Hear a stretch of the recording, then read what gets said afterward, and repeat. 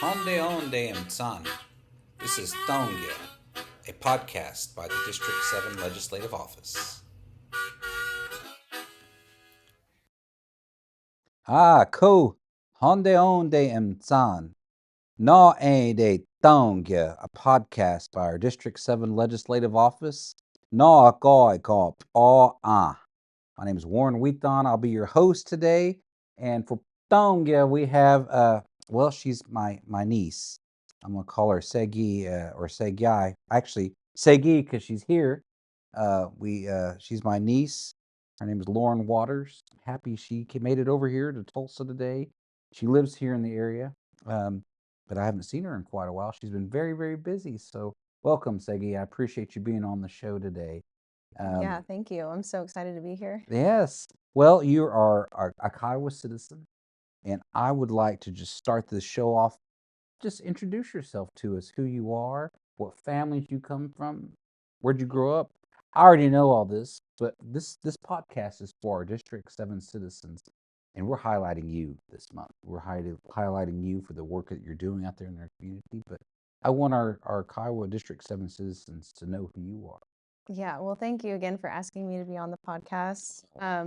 I'm Loren Waters. I am a Kiowa citizen. I'm also Cherokee Nation, so I live in Tulsa currently on the Muskogee Creek Nation Reservation. I come from the Waters family, the Soodle family. I grew up in Norman, Oklahoma, not too far from here. I feel like Yeah, Tulsa is like far enough away, to be away from like my high school friends and things like that. I feel the Um, same way. and I love it here. I feel like there's a lot of really rich native artists and culture and community that supports my work. And but I also, as we just mentioned before we jumped on, is I do feel so far away sometimes from, the tribe. But so it's nice to have you here and to have this podcast going so that we can have, conversations and keep, citizens close to each other in other ways. Mm. Hatso Mkoa, do you have a Kiowa name? I do. Do you know it? Yeah. I feel like I'm gonna say it wrong though. We're here to learn. We're here to correct me. No, It's not at all. Togeda. Okay. How would you say that? Thogeda. Like Togeda. talk like a person that stands out front. Yeah. Yeah, yeah. That's the way I would say that. Yeah. So Yeah. that's your name, woman out front or person out front. Yeah.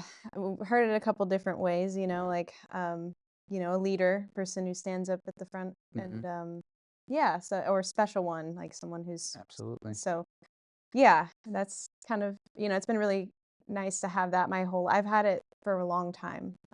And now, just learning what it means to be a Kiowa woman, especially, I did grow up in the culture, but there's still so much that I don't know. Hmm. And I've been really inspired recently to learn the language. So maybe I'll come to language class tonight. I don't know. Absolutely. We have our language class the last Monday of every month. This month is November, so we have a lot going on with Elder Dinner. Kind of had to switch it up, but you're always invited. Start at 6 o'clock, eat, and then we go on till about 7:30. So Awesome. yeah, you're always welcome to come and join in. Well, part of this podcast is we are highlighting the great work that our citizens are doing and just building that sense of community online. And not all Kiowas communicate. Used to, we had a paper called Kiowa News, um, but we've kind of gotten away from that. Now everything's online. I personally do not engage on Facebook because it gets really, really negative, Mhm. really, really quick. Mhm. As we see with all these Kiowa pages, I try not to engage on them because it hurts my soul to Yeah. see our Kiowa people kind of get away from that. And so what I like about your work is there's a healing involved with that, with your feature film, which I'd like for you to tell us a little bit about. That went to the Sundance Film Festival in January 2025. Tiger. Yep. Um, Tell us a little bit about that Yeah. work and how that felt, making that documentary on this individual. Yeah. So I'm a filmmaker Hmm. and storyteller and learned that, from my family and our people. That's something that's inherent to us, especially you. You've always been such a great storyteller. But my most recent project, it's a short documentary film called Tiger, and it highlights Dana Tiger, who is a citizen of the Muskogee Creek Nation. She was designated as a living legend from the tribe, Mm-hmm. but she's a painter and comes from a legendary family of incredible artists. They all have their own skills, and they started the Tiger Art Gallery in Muskogee, Oklahoma in the 1980s, around there, and we're really thriving. And Dana's mom had started it of her dad's work, like Jerome Tiger and his paintings, and it was after he had passed away. And so they were really successful with this. And Peggy Tiger had to pretend to be a man because at that time, people never took women seriously selling art. And so she would always answer the phone and act like she was the secretary and just acting like the man in the back was too busy to answer. So that's how she ended up being so successful with it. Um, but yeah, I mean, this art gallery was amazing. It was the first time they were printing, Indian art on T-shirts, like their own art designs, fine art. And then Dana Tiger's younger brother, Chris Tiger, he was the head silk screener. So him and his sister Lisa, they were back there silk screening T-shirts 24/7. It was really busy. They were J.C. Penney's best minority business.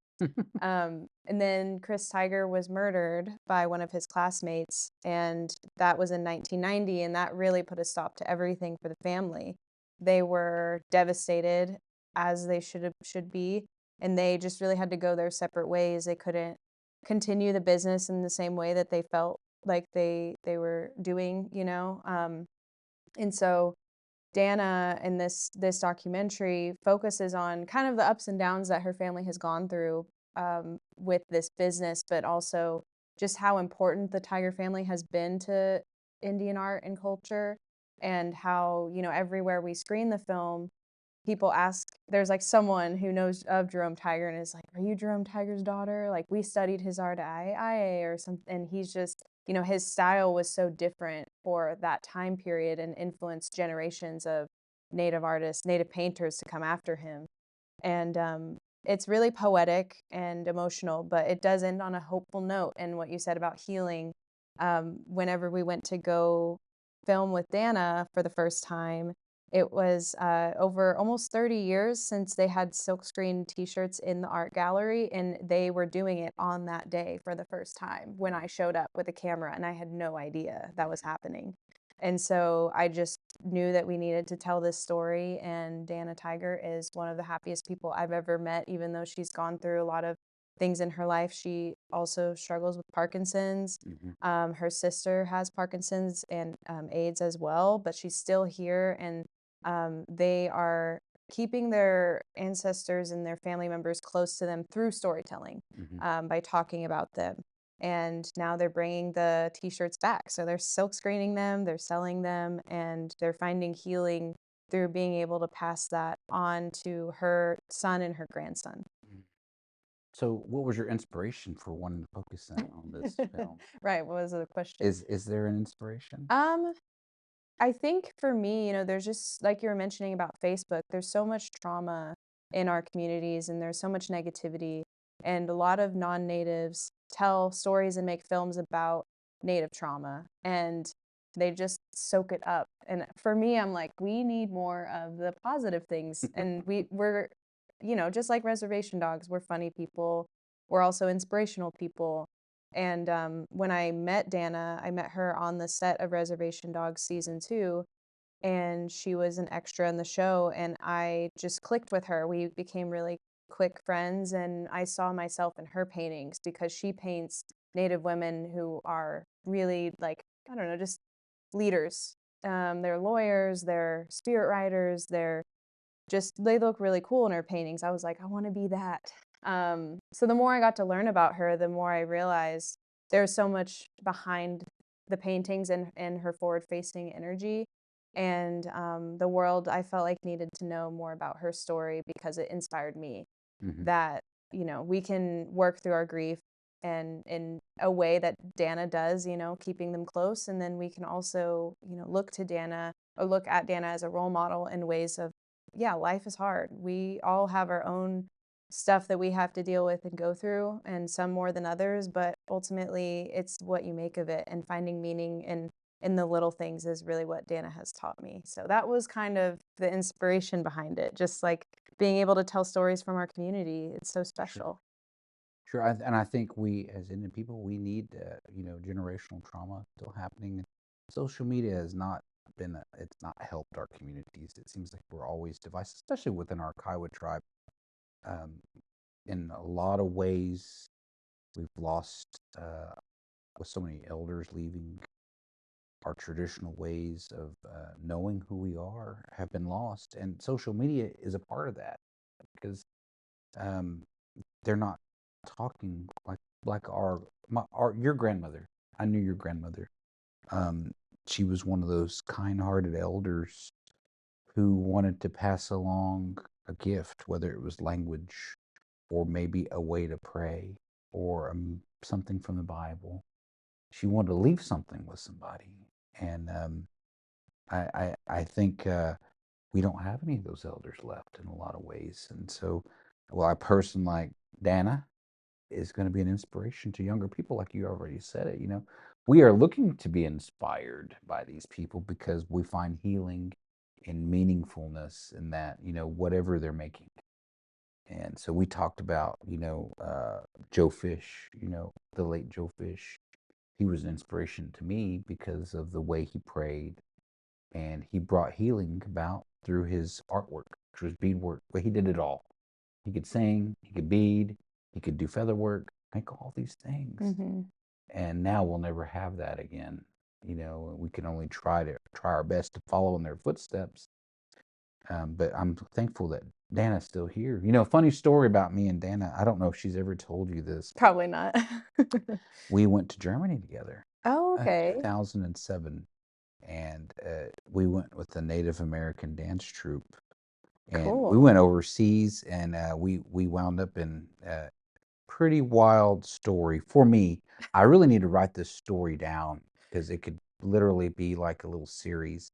Um, because we got over to Germany, got off the plane, was taken to this fairground. Dana was there, and we got off the bus, and they wanted to set up like 25 teepees, new teepees and poles that they had shipped over there, and we were supposed to make an Indian village.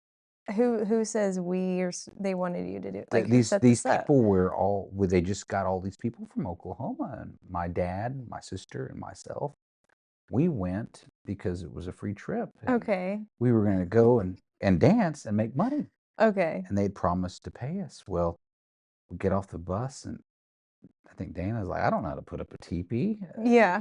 She wasn't very like full on Parkinson's yet. Yeah. She brought her artwork and was going to set up, but then we were like, my dad and me, we've put up teepees all our lives. So we started, and then I think like some of our Kiowa people, they knew how to put up teepees, maybe some of the other tribes. Everybody just started pitching in and figuring it out. And it got to where me and my dad were going teepee to teepee. Okay, now put this pole up.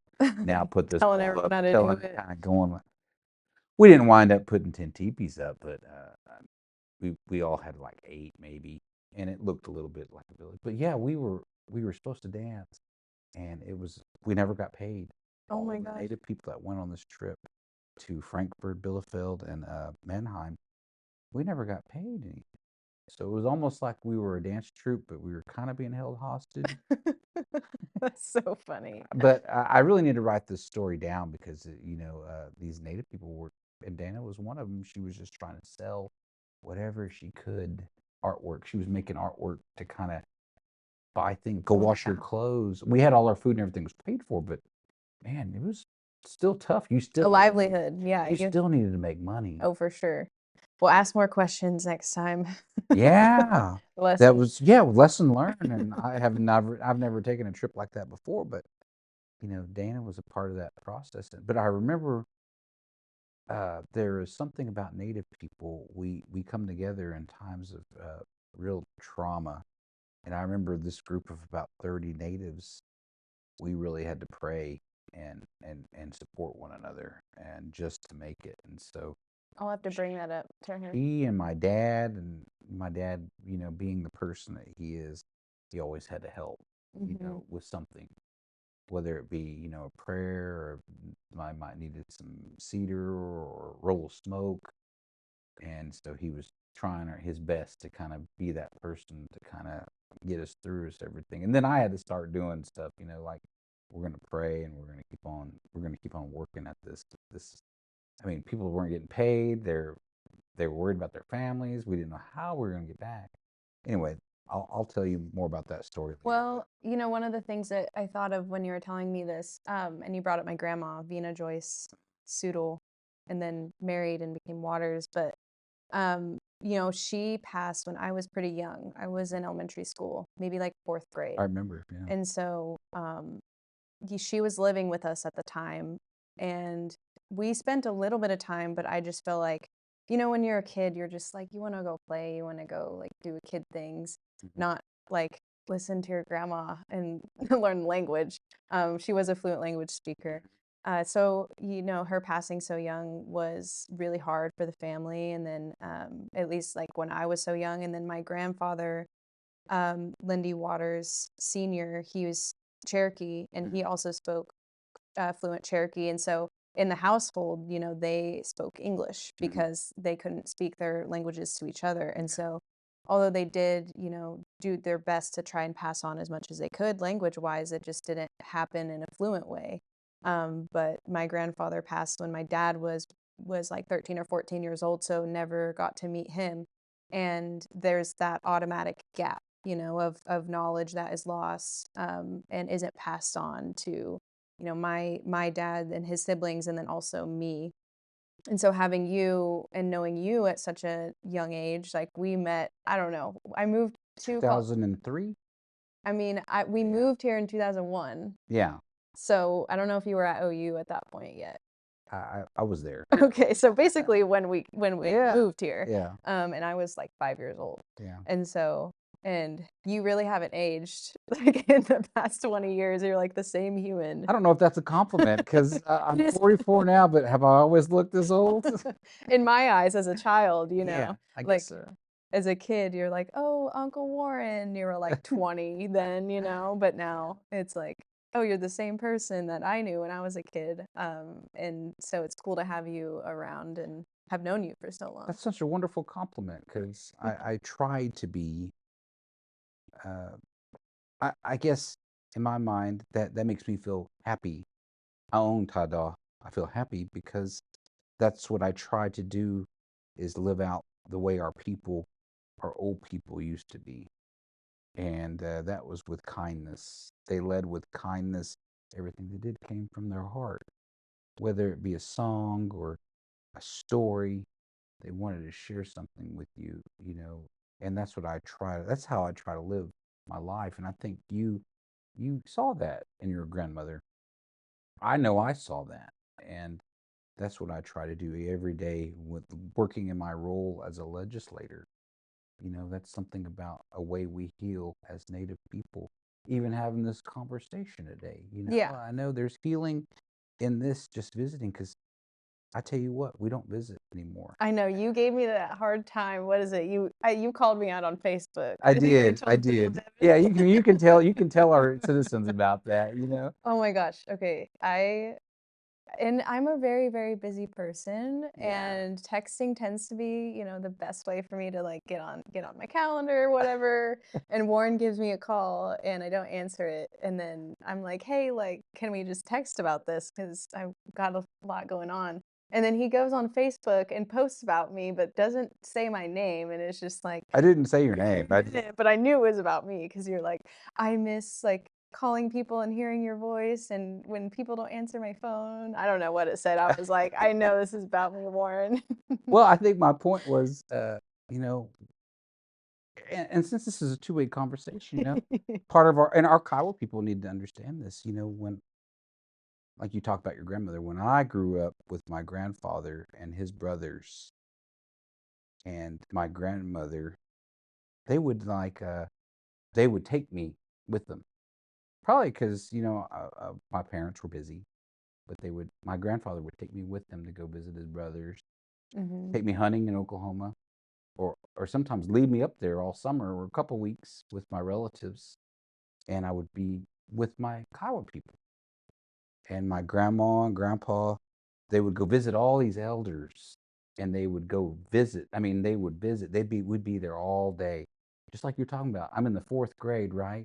I'm wanting to go hunt or fish or be with some kids, but they would be they'd eat, breakfast, lunch, and dinner, and they would just talk and kind of go through photographs, show things around the house, and we'd stay there, stay the night, maybe get up and do the same thing the next day. But I picked up the language that way from being around my grandpas, and you know, it was just a really good time. I'm glad they made me do that. Yeah, young elder. I don't like that term, but yeah, I think about that. You are. I think about that. But they made me. There wasn't a choice. Yeah. You're gonna sit here and you're gonna listen. And I don't know if you knew him, but he lived to be 101, 102. Parker McKenzie.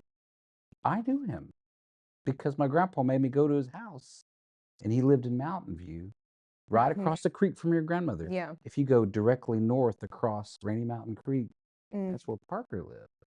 And I went to his house, and it was like a museum, like an archive. Everything he had was on, documented. He wrote down everything, his language work, family trees, these documents. That's so cool. And I still have the smell in my nostrils. It smell like papers, like paperwork, everything was paper. And I sat there with him, and I was just, his hair was really wild. It was clean, but at the same time, you could tell he was just an old man, And he talked to my grandfather in Kiowa, and he'd tell him stories about, and then he told us how we were blood relatives, and he tracked everybody's lineage like that for the whole tribe. That's so cool. Because he even told my dad, he goes, I retired the year you were born. I retired from the BIA, which was 1957. He goes, that's the year I retired. Wow. And this was in the 90s when we're there listening to him, and I was just, thinking back. I think about those days, and I think, man, that was kind of special just to kind of hear this old man talk. It is. And then I kind of carry on some of their mannerisms. My wife will say, or even my own brothers will say, quit acting like you're ancient, because you're not.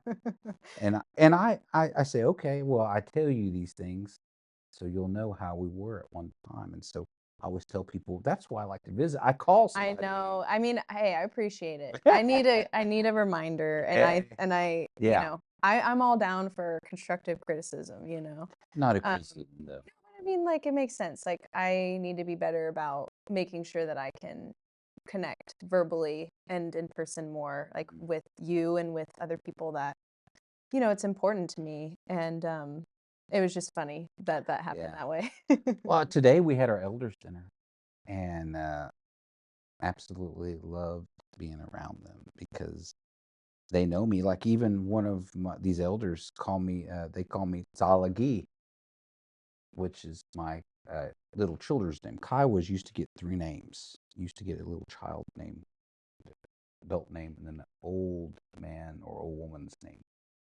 And so my uncle was there. He called me that, and because me and you are both Cherokee and Kiowa, he called me Salagi, and that was my child name. It meant Cherokee boy. But he didn't call me that. He called me the nickname part, which is Chala. He said Chala, and that's when I kind of turned around. I knew somebody remembered me from when I was little. And he said, that's what your grandparents used to call you. That's why I call you that. And I told him, I said, my Kiowa name is which means the moon is coming up now. And he said, well, I'm going to call you that for your life, because that's how I knew you, because you used to be around your grandparents. And they had an old truck, and I'd be in the back riding with my cousins. Those are sweet memories. Do you have 3 names? I have my second name, my Salagi, in Cherokee boy. I gave that to my nephew. Okay. My sister's son. And then was my Kiowa name. It means the moon is coming. And so that's my Kiowa name. When did you get that? 1993, Red Buffalo Hall. It was a memorial dance for my grandfather. My grandfather's cousin His name was Abael. I mean, Big Smoke. He gave me that name at that dance, and it was a traumatic experience. Oh no. Like, how'd you get your name? I asked you. Oh, Do you remember? I barely You remember. probably remember. My uncle Adam, um, Colity or Audabo? Audabo, Audabo. Adam Audabo, gave me and my brother our names. Mm.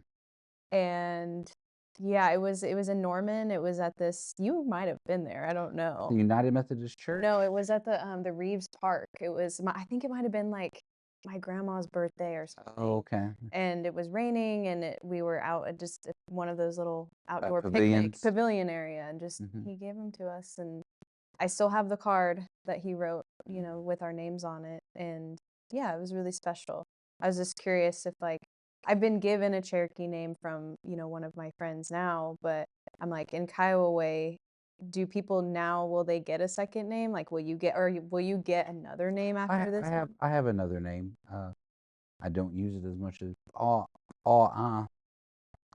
Makioi Bay Tali is what my grandpa Joe Bigbo used to call me. So I had two names, and Makioi Bay, and that mean one of them means the moon is coming. The other one means useful boy. He's useful, and he called me that. I never heard that term Makioi Bay when you're useful to your people. He said that's what you are. He goes, you take care of us elders. He gave me that name, and we had this old lady. Her name was Ruby Williams. She heard that. She goes, you know what? You're right. She goes, he don't do for just his people. He never leaves anybody out. That's why he called you that. Nakioe Bay. Love that. You don't leave anybody out. You always make sure everybody's included, Mm-hmm. and that always stuck with me. I could use both, but Kiowa names. I try to think about how I'm going to use these names, try to incorporate them. Mm-hmm. So Yeah, and one of the things like with filmmaking and storytelling is I really, thinking about losing my grandparents so early, maybe that's like my connection to Dana. And then also I did a short film on this Cherokee elder. Her name's Rebecca Jim, and she is a environmentalist and a warrior woman for, the Tar Creek in northeastern Oklahoma. Is this your new film? It was my previous film, actually. So, these films, they're both elders, and I love being around them, and I just feel like I have a connection to them. And I think that's maybe they're serving in that space for me that I don't have that, and I didn't have that growing up with my, Cherokee and Kiowa grandparents. So, and this journey has been very just amazing. I mentioned Reservation Dogs, and I've had the opportunity to, work with Warren on that show. I did the extras casting, and just seeing the way that our storytelling and filmmaking can transform community and allow us to find, hope, and then being able to see yourself on screen and just showcased in a way that's like our community is beautiful, and it's being recognized at a high platform, and that's so exciting. And I want to continue to do that for our people in our communities. Well, what is this new movie you're working on right now? New movie is, well, so I wrote a short film, and it's a narrative, so it's like a fiction piece. And it's kind of, it's inspired also by Dana's family. It's set in the 1980s, and it's a love drama based on Chris Tiger and his journey. So I mentioned that he was murdered. But I'm really drawn to, coming of age and romance. Like I have never really seen like a Native romance on screen before. And so that's something that I wanted to explore. And so I shot that last month, and we're in post-production now. So we'll be done with that. Probably we'll be out and screening that like later next year. Takes a while for that stuff to come out. Absolutely. But there's a lot of work that needs to be done post filming of it, right? Yeah, editing, coloring, sound, all that. But there's a lot other ideas that I have on the horizon. I just came back from New York City and was watching some documentaries that, are going on big platforms like Apple TV and Hulu. And then I'm like watching them, and I'm like, I could do that. Like I could totally make a feature-length documentary. And what would that look like as a story coming from our community. You know, who do I know that like deserves that kind of spotlight and that energy and that. And so I have some ideas, and and even just the past few days I've been like sending out some emails trying to figure out like if I can make this work. But yeah, this career is definitely, you know, just where we're at in the country right now. You know, all the arts grants are getting cut. A lot of the support financially isn't there as much as it was before, or even just like a year ago. And then, you know, the film industry in general is really struggling. So it's definitely a brave step for me and for anyone else that wants to take this path. But it's really important for me as a native Kiowa person to do this because there's really not many of us doing it. Yeah, yeah, and I'm glad that more and more people are trying to get involved, and people that I know that are my age. So I think that's really interesting, and it's great work. But talking about like how long we've known each other, seeing you grow up since 2001, your brother. That must be really weird. It is a little bit, but just to see you so successful, you know, like me, I kind of like I'm proud of you. Oh, You know, thank you. proud of you and your brother Yeah. and your sisters. You know, just to see where y'all have gone in life and where y'all are going, and I'm glad to watch that. And your brother playing for the San Antonio Spurs, but you're also like the executive director of his foundation, right? So tell me a little bit about that. What has that been Yeah. like? Because that's Kind of part of your crazy. professional career now. For sure. You know, Brent Colwee, he is the head of Indian sports, and he recommended that, you know, our family and Lindy start this nonprofit organization because Lindy was already doing basketball camps for Native youth and giving back when he was at Oklahoma State. Yeah. Go Pokes. Yeah. Oh, I yeah. know that's very controversial. I'm in the middle. It doesn't matter to me. My degree is from University of Oklahoma, so just for all those listeners, don't just turn off the the podcast. So yeah, I'm the executive director, and now we've been doing this for almost 5 years. Really just trying to create something that is an avenue to give back to Native youth in so many different ways. Basketball camps, we've given out almost $60,000 in college scholarships to Native youth going to college. We do storytelling camps, culture camps, and just really trying to grow and sustain this because, you know, Lindy was doing this before, and now that he has a platform, we want to be able to give back in any way possible. And, you know, the basketball will stop bouncing someday, and you know, I think wants to continue giving back. And him and his vision, like my family's just kind of joined on and really made everything go. And it's really brought us closer together. Like we see each other a lot more now.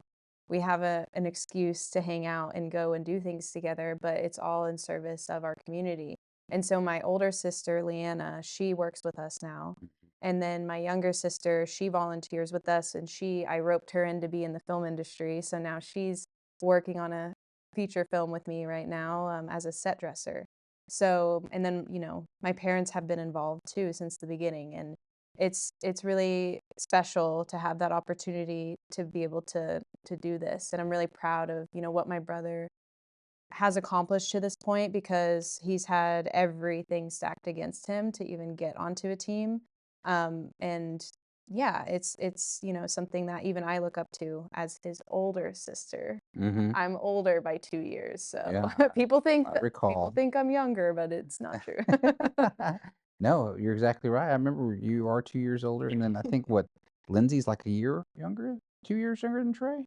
She was a Yeah. baby when you moved to Norman. So Baby. She's 5 years younger than me, so she was like less than a year old when you met her. yeah, gosh, that's so long ago. Now look at her working on movie sets, being a set dresser. Yeah. And I'm really proud of what she's been able to do too, because it's really scary when you don't have anyone as a role model doing what you're trying to do. And she's working in, you know, production designing and building sets with her hands. So she like comes home and her hands are black and she's like, yeah, she's like, my hands look like this, so your hands can look like that. And mine are all like clean, you know. But she's a hard worker, and we just need more, you know, Native people telling stories and being a part of that creative process. Yeah, I think it's always. I'm glad to know that you're in this industry now. You're going to be doing good things, telling our stories. I don't like what you said about telling them in a good way, positive way, Mhm. not not focusing on the doom and gloom. Mhm. Focusing. I like the idea of a native romance story. Like figuring that what that looks like. Yeah. Like our parents. I think my parents, I think of them as a native romance and them coming together around the softball game or basketball game or Oh something yeah, like that. basketball, man. So many natives probably met at Probably, basketball yeah, games, powwows, yeah, who knows what. And I think as I think about the future of my career and, I want to stay in Tulsa. I don't want to move to any other big city. Like I might spend time in other places, but this is where I really want to be long term. sure. And As do I. yeah. So, Why, and why is that? Why do you? What's your reason? well, I wanted to come to a city that had good things going on for Native people. My wife told me about this place we visited. She's from here, being all three tribes, Osage Creek and Cherokee. Mm-hmm. And she told me one day, she goes, I want to move to Tulsa because I think you'd like the Native community there. And she said, there's a lot going on that we're seeing there. And she said, my people are there, but she goes, you have a large Kiowa contingency in Tulsa that I think is not being served by you being a Norman, you Mm-hmm. know, for 20 years. She goes, I think you need to move and get some perspective outside of Norman, outside of Carnegie, Anadarko, because our Kiowa people, that's home to It them. is home. Carnegie, Anadarko, that whole stretch, Highway Mm-hmm. 9. But she said, come up here, and I fell in love with the city because I see our people all over the place. Mm-hmm. There's always something to do for our Native community, Yeah, and I I love think it that here. that was pretty exciting. Like even Saturday, I don't get many weekends at home because I'm always very, like you said, very busy. Mm-hmm. Um, going out to the Riverwalk. It was what 75 degrees out, Oh yeah.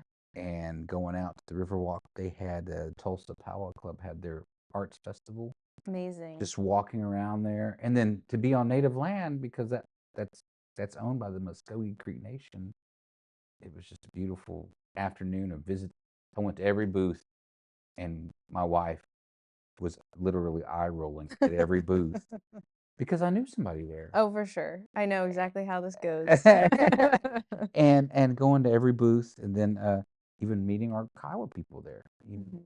I had a cousin that's from Mountain View, where your grandma used to live, Mhm. and she was there, and we got to visit her and just see a different one. So it's really a good feeling to live in a city that has good things going on for Native people. Whereas Oklahoma City, they have a Native mayor. I think they do good things, but there's not that much going on in terms of like actually doing stuff with the city. And here, Mhm. it's happening. It's really concentrated here. Yeah, And one of the things I've been thinking about recently, I mentioned it a little bit, but the here is like ground zero for storytelling. I think you can't really be a great storyteller unless you've like lived life and experienced things and met people, and especially in your own community if that's where you're telling your stories. And um, I'm just waiting for like my next big fellowship to come through, and I want to study either Cherokee or Kiowa. I'm still trying to figure out which one, and I want to like use that as one of my drivers into making art. It's just more recently been something that I've always thought about it, but like wanting to take it more seriously because, yeah, especially like knowing that you're a fluent speaker, but you're so young, and there's not very many Kiowa speakers left. That seems to be more of a priority for me. But the Cherokee Nation also has a really great, language program for adults. hmm, And so thinking about like what that next step is for me and how it can influence my art and my storytelling. sure, absolutely. There's so many good things, so many things on the horizon you could use. So what you find, like ideas are abound if you just kind of break them down. And like I have an idea. I'll share it with you Yeah, sometime. tell me. Not on here because I don't want it to be public, but we'll talk about it later Yeah. and kind of like just there's all these things that you could do, little things, that are important to all Indigenous people. Mm-hmm. But for me, I just wanted to tell you, come on, bring you on the show, and we've been going for about 45 minutes. I can't believe it. It was quick. That was quick. But that's good. I feel like we could be here for another hour or two, but I just wanted to kind of highlight you, the work you're doing, and just say I'm proud of you again. Thanks, Loren. So I'm proud of you too. Thank you for being on Thongia, our podcast. And we want to send this out in a good way to all our listeners. And so tune in on Spotify, on YouTube. Pass this along to your people.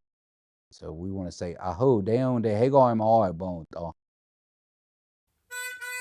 Deon de aho for tuning in to this episode of Thongia, our District 7 podcast. The music was provided by Mr. Terry Tsotai.